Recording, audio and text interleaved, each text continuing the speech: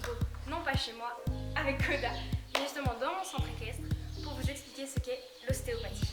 Juste pour vous expliquer, Grace est un bébé de 3 ans qui est encore en débourrage et elle m'accompagnera pour cette vidéo.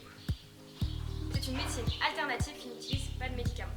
C'est aussi une philosophie de soins, c'est-à-dire que l'on va considérer le patient comme un et pas comme pour le cheval, juste une tête, 4 membres, une queue, etc.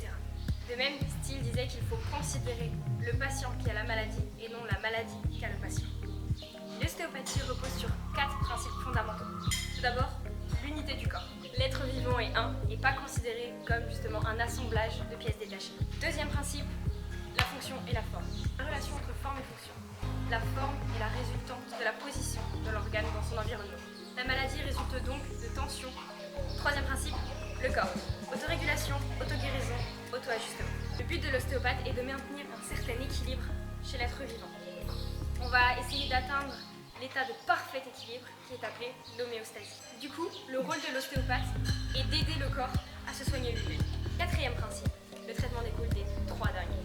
Il ne faut pas faire l'amalgame entre vétérinaire et ostéopathe. En tant qu'ostéopathe, nous n'avons pas le droit d'introduire un corps étranger dans l'animal. C'est-à-dire, pas d'aiguille d'acupuncture, sauf formation, pas de thermomètre et encore moins de médicaments. La question suivante est, pour qui faire appel à un ostéopathe? L'ostéopathe est très connu dans le domaine des chevaux. Mais il faut savoir que c'est un domaine qui s'élargit de plus en plus de jour en jour et qui commence déjà à se développer dans le domaine canin. Nous pouvons aussi les utiliser pour les élevages pour augmenter le rendement, c'est-à-dire chez les vaches, les moutons, les chèvres, etc. L'ostéopathie peut s'utiliser sur n'importe quel être vivant à partir du moment où il a un squelette. Même les reptiles peuvent bénéficier d'un ostéopathe. Mais du coup, pour les chevaux, à partir de quel âge faire appel à un ostéopathe? Eh bien, on peut dire depuis toujours. C'est-à-dire qu'il peut y avoir un suivi prénatal chez la jument. L'ostéopathe peut agir sur le petit à la naissance, en moyennant quelques précautions parce que l'ossature n'est pas du tout terminée, et il peut suivre jusqu'à sa retraite et jusqu'à sa mort. Alors, il y a quelque chose de très important à savoir aussi dans le domaine des chevaux. Ah, Grace! Et les chevaux, ça! Qu'est-ce que tu fais?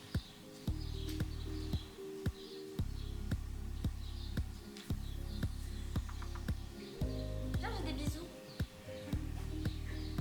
C'est bon, t'as fini de jouer avec lui? Non, ça a l'air très drôle, mes chevaux. Très souvent, lorsque l'on soigne un cheval, il faut aussi traiter le cavalier. Dans beaucoup de cas, les défauts du cavalier vont déteindre sur le cheval. Il est aussi important pour cavalier de faire appel à un ostéopathe lorsque l'on appelle un ostéopathe pour son cheval.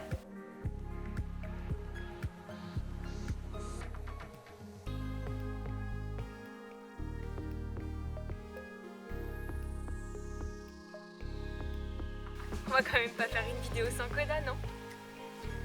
Du coup, ce que je disais, c'est que l'ostéopathie canine prend de plus en plus de place dans ce secteur. Et oui, le sport canin est en pleine expansion, comme l'agility, les chiens de traîneau ou encore les courses de lévrier. Il y a donc un grand potentiel de clientèle à exploiter. Pour le chien, tout comme pour le cheval, on peut appeler un ostéopathe dès la période prénatale pour avoir un suivi durant la grossesse et jusqu'au décès du chien. Mais du coup, quand appeler un ostéopathe? Lors d'un changement brusque de comportement du chien, une certaine agressivité, ce qui veut dire que le chien peut avoir des douleurs à certains endroits, lors d'une boiterie, lors d'une forte sollicitation, lors de compétitions par exemple d'agility ou de ring, qui sollicitent énormément les articulations. On peut aussi faire appel à un ostéopathe lors d'une rééducation post-opératoire par exemple, ou tout simplement sur conseil d'un confrère vétérinaire. Rentrons un peu plus dans les détails. Donc moi, comme je l'ai dit dans la vidéo de présentation, je suis à l'ESOA, donc à Annecy, l'école supérieure d'ostéopathie animale d'Annecy. C'est un cursus qui se fait en 5 années. Dans mon école, on a cours une semaine sur 2, ce qui permet la deuxième semaine de à la fois réviser nos cours, trouver des stages et pouvoir trouver un job à côté afin de financer nos études, car il ne faut pas oublier que ce sont des écoles privées et que cela reste très cher. Donc la formation que propose mon école est composée à 60% de l'étude du cheval, environ à 30% de l'étude du chien et les 10% restants aux chèvres, moutons, etc. Ça va être tous les autres animaux sur lesquels on va pouvoir pratiquer l'ostéopathie, mais qui ne sont pas encore très demandés, qu'on étudie quand même au cas où nous serions appelés pour. Donc l'ostéopathie, ce n'est pas de la magie, on va pas juste poser nos mains et voir tout de suite où est le problème. Il y a toute une partie d'apprentissage théorique, c'est-à-dire toute l'anatomie, la myologie, l'étude des muscles, l'angiologie, l'étude des artères, veines et vaisseaux lymphatiques, l'ostéologie, l'étude des os, etc., etc. On apprend même le développement avec l'embryologie et comment ça se passe à l'intérieur avec la biologie. À côté de ça, on va avoir des cours beaucoup plus pratiques où on va manipuler, on va se déplacer dans des centres équestres ou alors justement pouvoir manipuler sur des chiens. Pour ma part, je suis en première année, je passe en deuxième en septembre et j'ai déjà pratiqué sur des lapins, chèvres, moutons moutons. Vous pouvez voir toutes les photos, je les afficherai. Évidemment, chevaux, chiens.